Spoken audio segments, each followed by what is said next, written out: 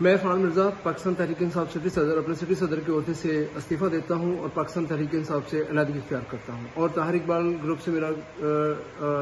لینا دینا نہیں، اور طاہر اقبال گروپ سے بھی میں علیحدگی اختیار کرتا ہوں، اور 9 مئی کی واقعات کی دلخراش واقعات کی میں پرزور مذمت کرتا ہوں، اور ہم پاک فوج کے ساتھ ہیں، پاک فوج کے شانہ بشانہ ہیں۔ پاکستان زندہ باد، پاک فوج زندہ باد، پائندہ باد۔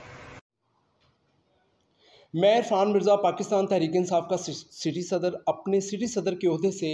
دستبردار ہوتا ہوں اور پاکستان تحریک انصاف سے علیحدگی اختیار کرتا ہوں،